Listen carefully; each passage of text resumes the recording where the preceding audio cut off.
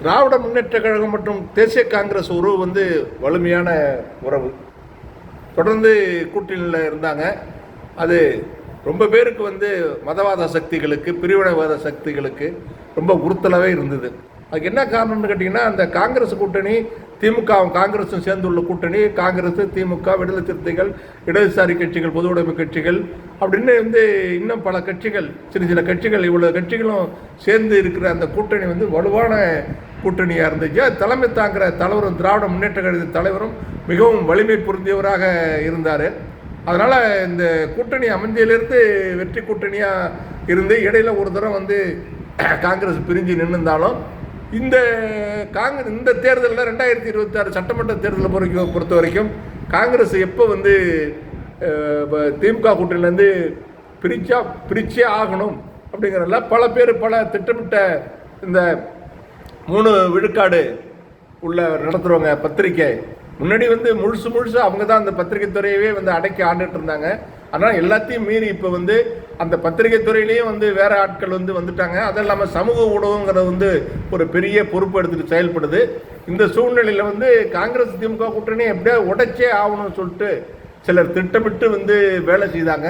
அந்த திட்டமிட்டு வேலை செய்ததுக்கு வந்து ராகுல் காந்தி வந்து உடந்தி ஆயிட்டாரோ என்னமோன்னு தான் எனக்கு ஒரு மிகப்பெரிய சந்தேகமாக இருந்தது. காங்கிரஸ் எப்போதெல்லாம் வந்து நெருக்கடியில் இருந்ததோ அப்போ தான் வந்து திமுக வந்து கை கொடுத்து காங்கிரஸுக்கு வந்து உதவி பண்ணியிருக்கு. அது இந்திரா காந்தி காலமாக இருந்தாலும் சரி, இப்போ சோனியா காந்தி 2004 வந்து சோனியா காந்தி அம்மையார் வந்து பிரதமர் அந்நிய நாட்டு சக்தி பிரதமராக வரக்கூடாதுன்னு சொல்லிட்டு கடுமையான மதவாத சக்திகள் கடுமையான எதிர்ப்பை கிளப்பினது கூட கலைஞர் தான் முதல்ல வந்து சோனியா காந்தி அவர்களை வந்து பிரதமர் பதவி ஏற்றுக்கணும் அப்படின்னு சொல்லிட்டு வருகன்னு வந்து அழைச்சார். இருந்தாலும் அவங்க வந்து ஒரு பண்பாட்டோட நாகரிகத்தோடு அந்த பதவி வந்து அவங்க வந்து வேணான்னு வந்து மறுத்துட்டாங்க.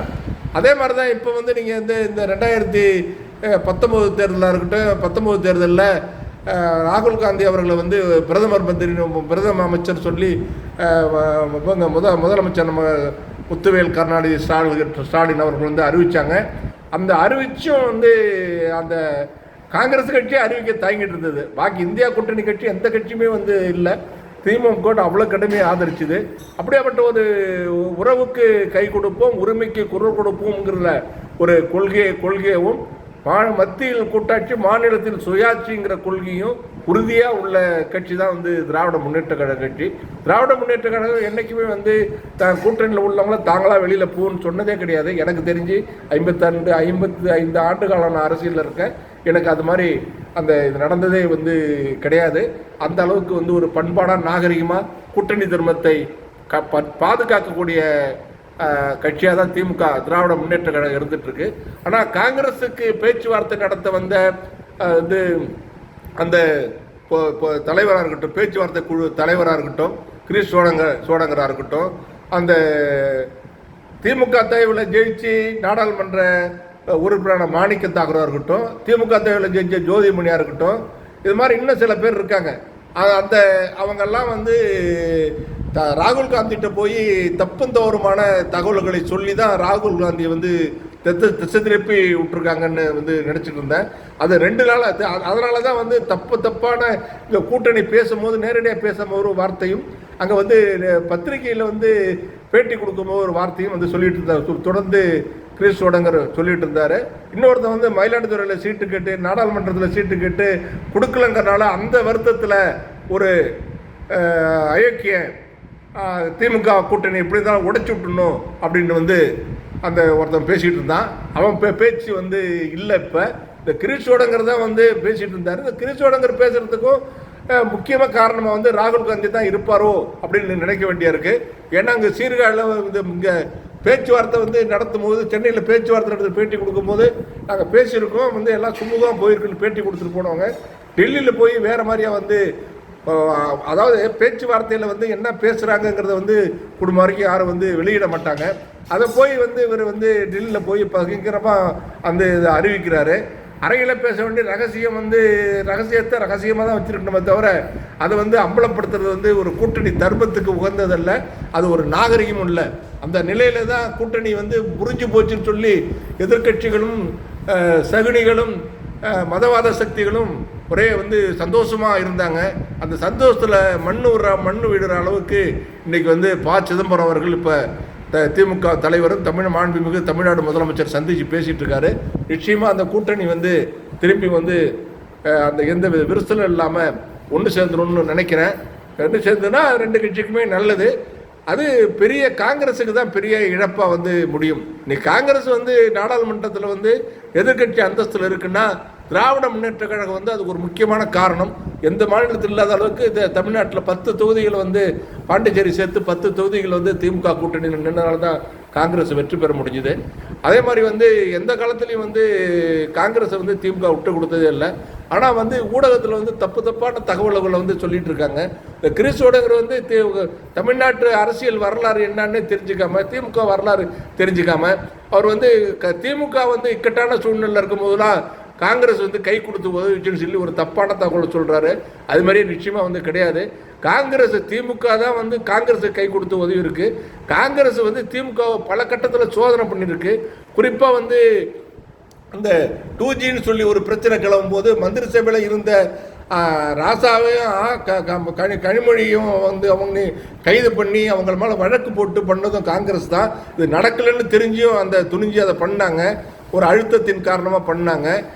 அதே மாதிரி வந்து ஒவ்வொரு காரியத்திலையும் வந்து காங்கிரஸ் தான் வந்து திமுகவுக்கு வந்து துரோகம் விளைச்சிருக்கு, சோதனை பண்ணிருக்க தவிர வேற இல்லை. அதே மாதிரி வந்து 2011 சட்டமன்ற தேர்தலில் கூட்டணி பேரம் பேசும்போது கூட்டணி பேரம் பேசுறதுக்கு முன்னாடி இது திமுகவை நிர்பந்தப்படுத்தி மேலே வந்து அண்ணா அறிவாலயம் மாடியில் வந்து சிபிஐ வச்சு கலைஞர் குடும்பத்தை சேர்ந்த பெண்களை மிரட்டி அந்த 21 சீட்டு வந்து வாங்கினாங்க. அதுலேயும் வந்து காங்கிரஸ் வந்து துரோகம் தான் பண்ணியிருக்கு. இது மாதிரி வந்து சொல்லி அடுக்கிட்டே போகலாம். அந்த காங்கிரஸ் துரோகத்தை வந்து அடிக்கிட்டே போகலாம். இருந்தாலும் அதெல்லாம் வந்து போகாமல் ஒரு அரசியலில் கடந்த காலமாக இருக்கட்டும், நிகழ்காலத்தில் வந்து நம்ம வந்து பேசுங்கிறனால தான் அந்த இந்திய தேசிய ஒற்றுமையை வந்து முன்னிட்டு, இந்தியாவோட ஒற்றுமையை முன்னிட்டு மதவாத சக்தி இங்கே வந்து தமிழ்நாட்டில் நுழைஞ்சிடக்கூடாதுங்கிறனால தான் அந்த நம்ம மாண்புமிகு தமிழ்நாடு முதலமைச்சர் திராவிட முன்னேற்ற தலைவர் முத்துவேல் கருணாநிதி ஸ்டாலின் அவர்கள் இந்த கூட்டணியை வந்து இந்தியா கூட்டணி அமைக்கும் போது முழு முயற்சி எடுத்து பெரிய வந்து ஒத்துழைப்பு இருந்தார் இந்தியா கூட்டணியை அமைக்கிறதுக்கு. அப்படியாப்பட்ட வந்து ஒரு கூட்டணி கட்சியை இந்த காங்கிரஸ் கட்சின்னு ஒட்டுமொத்தமாக சொல்ல முடியாது. இளந்தலைவராக இருக்கக்கூடிய நாங்கள்லாம் ரொம்ப திமுக காரங்களே ரொம்ப மதிக்கத்தக்க மதிப்பு வச்சிருந்த ராகுல் காந்தி அவர்கள் இது மாதிரி நடந்துப்பார்னு சொல்லிட்டு நம்ம கொஞ்சம் கூட வந்து எதிர்பார்க்கல.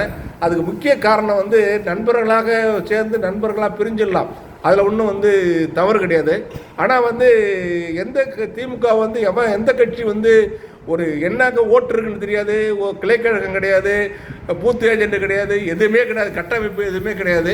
சினிமா கவர்ச்சியை மட்டும் வச்சுக்கிட்டு நாங்கள் வந்து அரசியல் பண்ண போகிறோம், அரசியல் நடத்த போகிறோம் அப்படின்னு சொல்கிற ஒரு நடிகரோட கட்சியை போய் பாராட்டி பேசுகிறதும், திமுகவை தீய சக்தின்னு சொல்கிற கட்சி வளர்ந்துடுச்சு, அவங்க கூட கூட்டணி சேர போகிறோம், எங்களை கூட்டணி கூப்பிட்றாங்கன்னு சொல்லி புதுவெளியில் பயங்கரமாக அறிவிக்கிறதும் எந்த அளவுக்கு வந்து இது கூட்டணிக்கு வந்து உதவும் அப்படின்னு தெரியாமல் இதை காட்டியே வந்து அந்த நடிகரை காட்டியே திமுக மிரட்டிடலான்னு நினச்சி கிரீஷோடங்கர் வந்து தவறான கணக்கு போட்டு தான் இந்த அளவுக்கு வந்து பண்ணார். முன்னாடி வந்து கூட்டாட்சி ஆட்சியில் பங்கு அதிகாரத்தில் பங்குன்னாங்க. அது நடக்கலன்னொன்னே இதில் வந்து எங்களுக்கு அந்த கட்சியில் 70 தராங்க, 80 தராங்க, 100 தராங்க, நாங்கள் அங்கே போகிறோம், நீங்கள் சீட்டு தரீங்களா இல்லைன்னு திமுக மிரட்டுற தொழிலில் வந்து செயல்பட்டாங்க.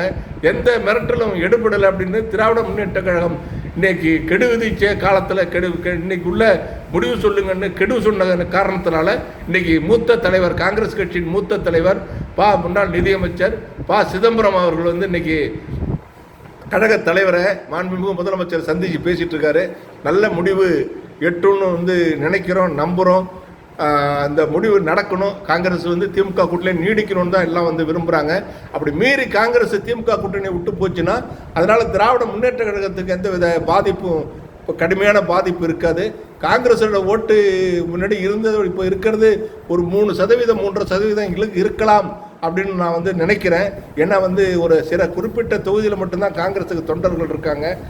எல்லா தலைவர் இருக்கிறவங்க அத்தனை பேர் தலைவர் தான். இந்த சூழ்நிலையில் வந்து காங்கிரஸ் வந்து தனிச்சு போயில்லை விஜய் கட்சியோடையோ தனிச்சோ நின்னாங்கன்னா ஒரு பேரிழப்பை வந்து காங்கிரஸ் வந்து சந்திக்க வேண்டியிருக்கும். தமிழ்நாட்டில் விட்டு தொடர்ச்சி எறியக்கூடிய அளவுக்கு போயிடும். ஏன்னா தமிழ்நாட்டு மக்கள் வந்து காங்கிரஸ் கட்சி மேலேயும் ராகுல் காந்தி மேலேயும் பிரியங்கா காந்தி மேலேயும் ஒரு மதிப்பு மரியாதை வச்சுருக்காங்க. குறிப்பாக இப்போ ராகுல் காந்தி மேலேயும் பிரியங்கா மதிப்பு மரியாதை பாசம் வச்சுருக்காங்க. அந்த பாசம்லாம் வந்து திமுக கூட்டணியில் இருக்கிறதுனால தான் அப்படிங்கிறது வந்து தெரியாமல் எங்களால் தான் வந்து திமுக மதசார்பற்ற ஓட்டுகளை சிறுபான்மையர் ஓட்டு எங்களுக்கு திமுக கிடைக்குது, நாங்கள் கூட்டணி விட்டு விலகிட்டோம்னா திமுக தோற்றுரும் அப்படின்னு சொல்லி ஒரு தப்பு கணக்கு வந்து காங்கிரஸ் வந்து போடுது. அந்த தப்பு கணக்கை போடக்கூடாது. ஒரு தேர்தலில் வந்து திமுக நின்று அது வெற்றி பெற்றுடுச்சுன்னா அது அப்புறம் உங்கள் நிலைமை என்ன ஆகுங்கிறத நினச்சி பாருங்கள். இந்திய அளவில் வந்து இந்தியா கூட்டணி நீடிக்குமா? உங்களுக்கு வந்து பாஜகவை பற்றி எதிர்த்து ஒரு வார்த்தை பேசாத விஜயை வந்து தூக்கி வச்சு நீங்கள் கொண்டாடுறீங்க. அவர் வந்து 41 பேர் உயிர் போகிறதுக்கு காரணமாக இருந்த விஜய்க்கு ஃபோன் பண்ணி ஆறுதல் சொல்கிறீங்க. என்றைக்குமே பாதிக்கப்பட்டவங்களுக்கு தான் ஆறுதல் சொல்லுவாங்க, கொஞ்சம் பாதிப்பை உண்டு பண்ணவங்களுக்கு யாரும் ஆறுதல் சொல்ல மாட்டாங்க. அந்த அளவுக்கு வந்து ராகுல் காந்திக்கு தமிழ்நாட்டு நிலவரம் தெரியாது. இருந்தாலும் இங்கே இருக்கிற சில குடிக்கேடிகள் சகுனிகள் அங்கே போய் தப்பாக போய் இங்கே இருக்கிற நிலவரத்தை தப்பாக சொல்லி இந்த அளவுக்கு ஒரு சூழ்நிலையை வந்து உண்டு பண்ணியிருக்காரு. ஒரு எவ்வளோ ஒரு பந்தமும் பாசமுமாக இருந்த குடும்பங்கள், கலைஞர் குடும்பமும் இந்த ராகுல் காந்தி அவர்களும் முதல்வரும் எவ்வளோ நெருக்கமாக அந்யோன்யமாக இருந்தாங்க. அந்த நெருக்கத்தை குறைக்கிற வகையில் கெடுக்கிற வகையில் சில குடிகேடிகளுடைய செயல்பாடு இந்த அளவுக்கு கொண்டாந்து காங்கிரஸ் வந்து நிறுத்தியிருக்கு. இது தொடராதுன்னு நான் நம்புகிறோம். அப்படி தொடர்ந்ததுனால அதனால் பெரிய திமுகவுக்கு பெரிய இழப்பு இல்லை, காங்கிரஸ் தான் பேரிழப்பை சந்திக்கும். தமிழ்நாட்டு மக்கள் வந்து அப்போ வந்து தெரிஞ்சுப்பார் இப்போ யாரை வந்து ஆதரிச்சாங்கன்னு சொல்லிட்டு. ஒரு ஆதரவு இருக்குன்னா அந்த ஆதரவை நல்ல நிலையில் வந்து பயன்படுத்திக்கணும். காங்கிரஸ் இயக்கம் வந்து பயன்படுத்திக்கணும். அதை பயன்படுத்திக்காமல் தவறான எண்ணத்துக்கு போனாங்கன்னா, நடிகர்கள் கூட போனாங்கன்னா, அந்த கவர்ச்சி கூட போனாங்கன்னா அதோடைய பலனை வந்து அவங்க வந்து அணிவிப்பாங்க. இவங்க வந்து யாரை ஆதரிக்கிறாங்களோ அந்த கட்சி பாஜக பற்றி எதுவுமே பேச மாட்டேங்கிறாங்க. பாஜக